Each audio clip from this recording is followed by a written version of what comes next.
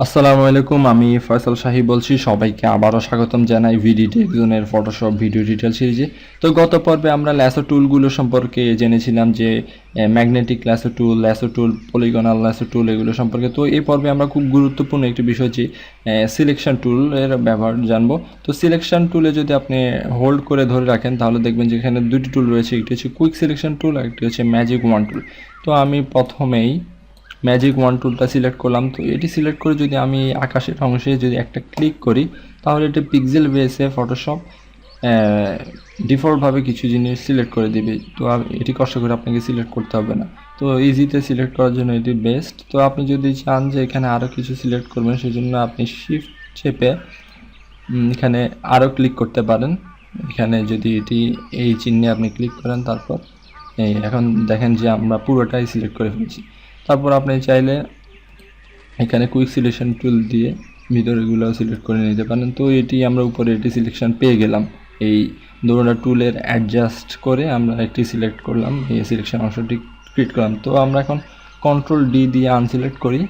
এখন আমরা quick selection টুলের ব্যবহার দেখব। কুইক সিলেকশন টুলে আমরা এটিকে মানে সাইটে দিয়ে আমরা যদি এখানে ড্রাগ করি দেখবেন এটা খুব সহজে আমাদের উপরে সিলেকশনটা তৈরি হয়ে গেল। একদম ইজি কুইক সিলেকশন টুলের ব্যবহার। এখন আমরা উপরে এই সুন্দর আকাশটাকে একটি খুব সহজেই সিলেক্ট করতে পারলাম।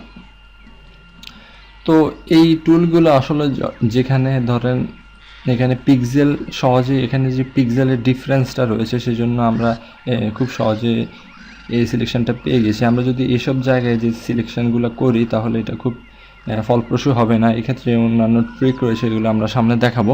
তো এখন এই সিলেকশনটা করলাম, আপনাদের মনে প্রশ্ন আসতেই পারে যারা শুরুতে কাজ করছেন যে এই সিলেকশনটা করে লাভ কী হলো। তো এই সিলেকশন করে লাভ কী হলো, অনেক কিছুই আছে। ধরুন আপনি যদি এই আকাশের অংশটা কেটে দিয়ে এটি কোনো ট্রান্সপারেন্ট ব্যাকগ্রাউন্ড অন্য কোনো ব্যাকগ্রাউন্ডে এটি যোগ করতে পারবেন। আবার আপনি চাইলে আকাশটার রং পরিবর্তন করতে পারবেন। তো আমি কয়েকটা কাজ আপনাদের দেখাই। ইমেজে যাবেন, এটা সিলেক্ট করার পরে অ্যাডজাস্টমেন্টে গিয়ে রিপ্লেস কালার। তো রিপ্লেস কালারে গিয়ে আপনি এখানে প্লাসে দিবেন এবং এখানে ভিতরের যে অংশগুলো রয়েছে এগুলো সবগুলো আপনি অ্যাড করবেন এবং এটির কালারকে আপনি আপনার মতো করে এটি পরিবর্তন করে নেবেন।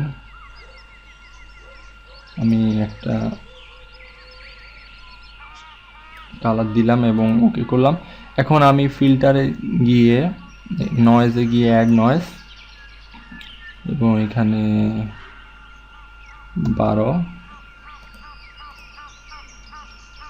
ইউনিফর্ম থাকুক এবং ওকে এবং কন্ট্রোল ডি।